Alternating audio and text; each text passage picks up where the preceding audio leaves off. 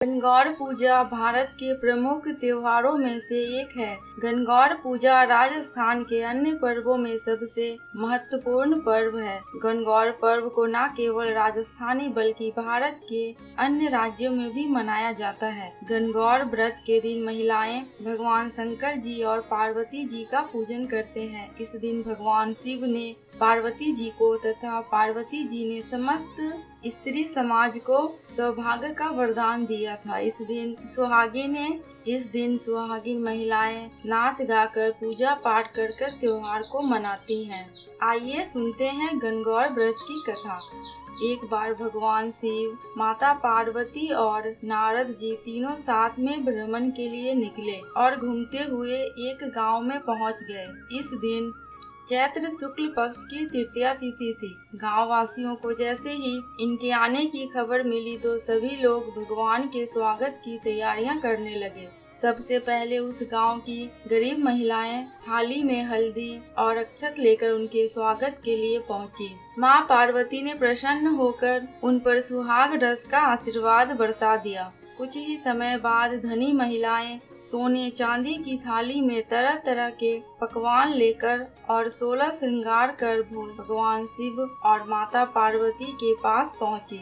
इन स्त्रियों को देखने के बाद भगवान शिव ने माता पार्वती से पूछा कि तुमने तो सारा सुहाग रस निर्धन महिलाओं को दे दिया, अब इन्हें क्या दोगी? माँ पार्वती बोली कि मैंने उन स्त्रियों को ऊपरी पदार्थ से निर्मित रस दिया है। मैं अब इन महिलाओं को अपनी उंगली चीरकर रक्त छिड़ककर सुहाग का वरदान दूंगी। माता पार्वती ने महिलाओं को आशीर्वाद दिया कि वो वस्त्र, आभूषण और बाहरी मोह माया को छोड़कर अपने पति की सेवा तन, मन और धन से करें।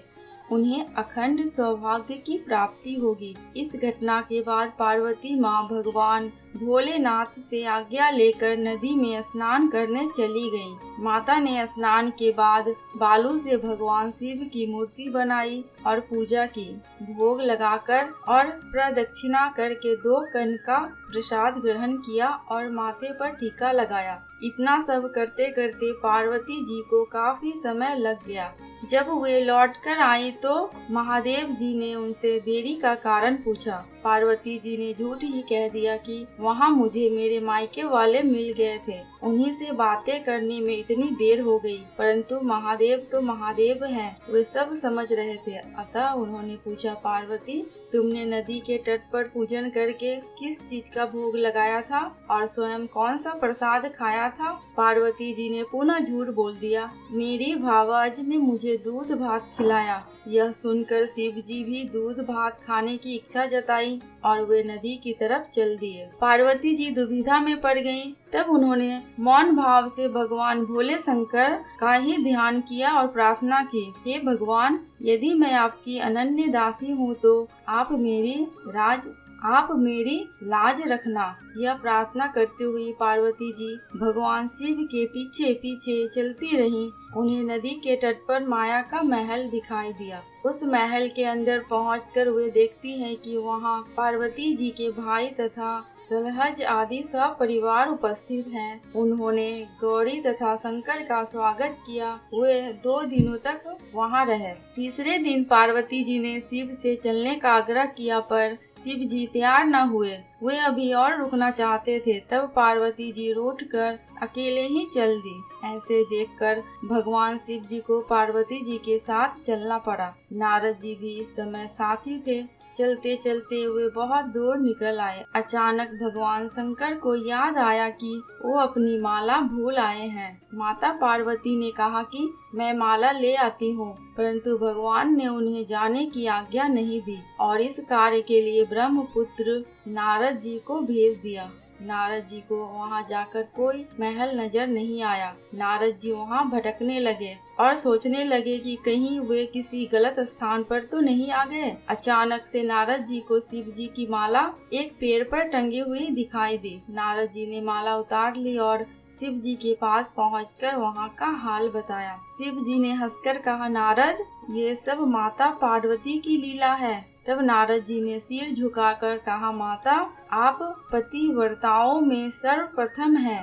ये सब आपके पतिव्रत का ही प्रभाव है। संसार की स्त्रियां आपके नाम स्मरण मात्र से ही अटल सौभाग्य प्राप्त कर सकती हैं और समस्त सिद्धियों को बना तथा मिटा सकती हैं। आपकी भावना तथा चमत्कार पूर्ण शक्ति को देखकर मुझे बहुत प्रसन्नता हुई। मैं आशीर्वाद रूप में कहता हूँ कि जो स्त्रियां इसी तरह गुप्त रूप से पति का पूजन करके मंगल कामना करेंगी, उन्हें महादेव जी की कृपा से दीर्घायु वाले पति की प्राप्ति होगी।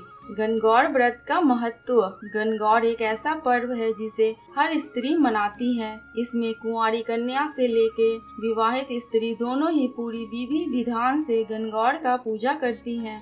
इस पूजन का महत्व कुंवारी कन्याओं के लिए अच्छे वर की कामना को लेकर किया जाता है, जबकि विवाहित स्त्री के लिए अपने पति की लंबी आयु के लिए किया जाता है, जिसमें कुंवारी कन्या पूरी तरह से तैयार होकर और विवाहित स्त्री 16 श्रृंगार करके पूरे 16 दिन तक विधि विधान से पूजन करती है। दोस्तों, कमेंट बॉक्स में माता पार्वती की जयकारा और भोलेनाथ की जयकारा लगाना बिल्कुल भी ना भूलना। आपको मेरे चैनल पे हर रोज व्रत त्योहारों के बारे में जानकारियाँ मिलती रहेंगी। मेरी वीडियो अगर आपको थोड़ी सी भी अच्छी लगी हो तो प्लीज मेरे चैनल को सब्सक्राइब करके मेरी वीडियो को लाइक एंड शेयर कर देना। अंत तक वीडियो में बने रहने के लिए आपका दिल से बहुत बहुत शुक्रिया।